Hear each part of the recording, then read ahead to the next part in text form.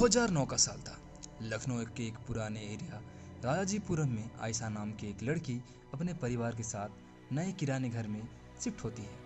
Ayesha college की student थी और उसका ज़्यादा वक्त स्टडी और पार्ट टाइम ट्यूशन देने में ही गुजरता था। वो लोग जिस घर में शिफ्ट होते हैं वो घर बहुत ही पुराना था। दीवारों पर सीपेज, पुरानी लकड़ियों का दरवाजा और एक छोटी सी स्टोर रूम थी जिसे कभी खोला नहीं गया था।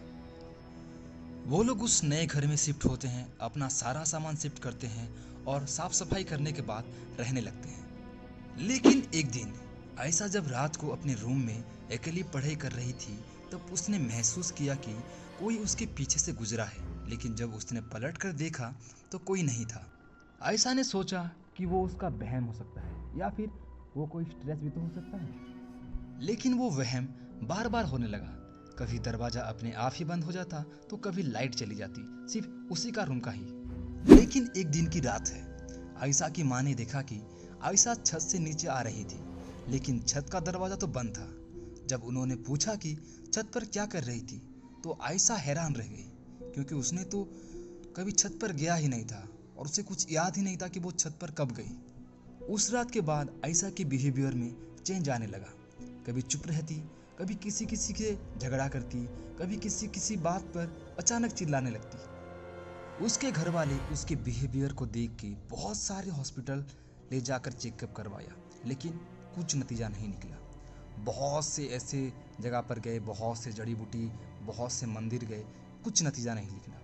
उसके बाद वो लोग थक हार के बैठ ही गए थे कि किसी से उन्हें पता चलता है कि एक बाबा रहते हैं जो कि ऐसे ऐसे चीज़ों का इलाज करते हैं, तो आप उसके पास जाओ, शायद कोई इलाज मिल जाए। उसके बाद उसके पिताजी उनके बात मान के एक बाबा को लेके आते हैं जिनका नाम होता है पीर बाबा।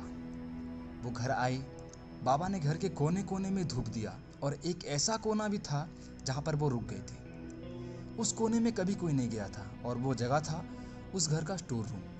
पीर बाबा ने बोला, यहाँ किसी चीज़ का असर है, इस लड़की के पीछे कोई है, ये छलावा है, एक ऐसी आत्मा जो किसी भी जीवित इंसान के साथ साया बनकर रहता है, खासकर उनके साथ जो इमोशनली वीक हो और बहुत ही मेंटल फेज से गुजरे हो। उसके बाद पीर बाबा ने उनको कहा कि मैं एक दिन आऊँगा और वो कुछ सामान देते हैं, मतलब कुछ लिस्ट देते हैं सामान जुगाड़ करने के लिए। ये लोग वो सामान सब जुगाड़ करके रह रहे होते हैं और एक दिन पीर बाबा आते हैं। पीर बाबा रात को उस छलावे को बाहर बुलाते हैं। पूरे घर में सिर्फ एक ही आवाज़ गूंज रही थी, आयशा की चीख, और एक और आवाज़, एक लड़की की हंसी जो आयशा की नहीं थी। बाबा ने कहा, ये छलावा अभी गया नहीं है, सिर्फ चुप हो गया है।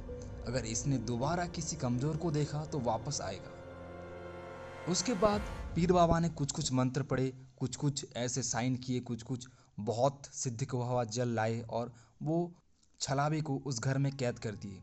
उसके बाद वो लोग बोले कि इस घर में दोबारा मत आना, क्योंकि उस हमारे लड़की पर इसका साया पड़ चुका है, और वो उस घर में उसको कैद करके चले गए। उसके बाद आयशा और उसके परिवार कुछ महीने रेंट के हाउस में रहते हैं, मतलब होटल के हाउस में रहते हैं, और उसके बाद एक नई जगह शिफ्ट हो जाते हैं। लेकिन आज भी वो घर खाली है।